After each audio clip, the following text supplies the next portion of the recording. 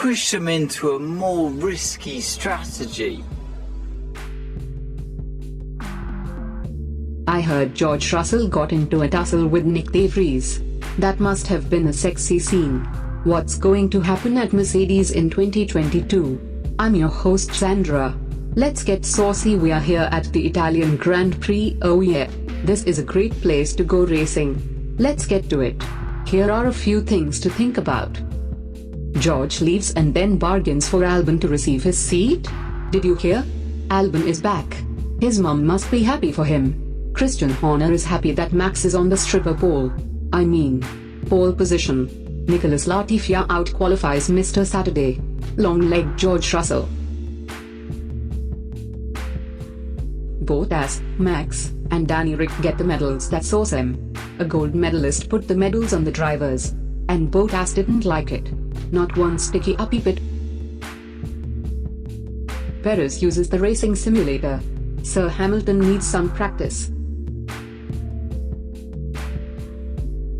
Welcome to our special post-sprint race analysis and updated predictions for the 2021 Italian Grand Prix at Monza. I am your host, Lloyd McIntosh, and I am delighted to be here discussing F1 with you today. What were your reactions and thoughts about today's F1 sprint race in Monza? Basically, the sprint race made everyone fight harder for a position in the race. So now, Ferrari and AlphaTauri had to fix their cars because they were all going hard for the sprint race. It was a pretty fun race. I thought qualifying yesterday was more exciting than the sprint race. You knew once someone got ahead that they were going to maintain that spot. Hamilton lost several positions with his slow start after the 5 red lights. His performance in the sprint race will make his race on Sunday extremely difficult. Once again, you can see that Hamilton doesn't seem to be driving as aggressively or as well as he's capable of. So basically, while these are rich people's problems, because basically he's still in the fight for an 8th driver's title and an 8th constructor's title to boot.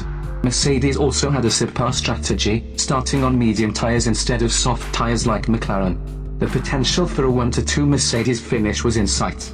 Perhaps Sir Hamilton's slow start was because of cold tyres. He could have used the dual-axis steering. Oh wait, it was outlawed like driving around in the nude while you're drinking Heineken. #thanks Christian Horner and Red Bullies. I mean Red Bull. Well, to start with, congratulations to Bottas for starting strong and holding the lead the entire race. His teammate, Hamilton, had a disappointing drive today. Hamilton started on the front row but really messed up his start. He was slow off the line and allowed himself to be overtaken on one side by Lando Norris and on the other side by Daniel Ricciardo and Pierre Gasly. Gasly crashed and retired from the race. I was surprised at how quickly the field spread out, considering how close everyone's times were during the third qualifying session. Valtteri and Max both quickly pulled far away from the rest of the field. The midfield battle looks interesting, with many drivers swapping places during the sprint race and a larger potential for passing and pit strategy to play a large role in who makes it into the top 10 in the 2021 Italian Grand Prix. It is great to see Max Verstappen and Daniel Ricciardo, former Red Bull teammates, start on the front row together and face off against one another. We were denied the pleasure of seeing Max Verstappen and George Russell start 1 and 2 during the Belgian Grand Prix, rain debacle.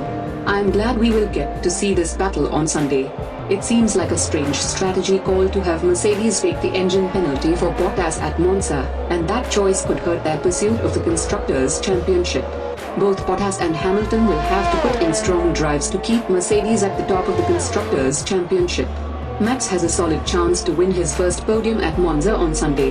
Hamilton may have lost his ability to regain the lead in the championship with his weak driving during the sprint race. McLaren has a solid potential to put both drivers on the podium on Sunday.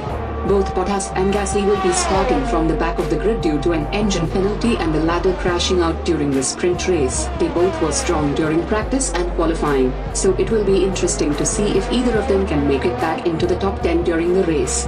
It looks like Max will solidify his lead in the championship this weekend, and McLaren has a strong chance to leap into that third place in the Constructors' Cup, taking that spot, which is currently held by Ferrari. Well, folks, Sunday is looking to shape up to be a very interesting and important race for the Battle of the Drivers' Championship.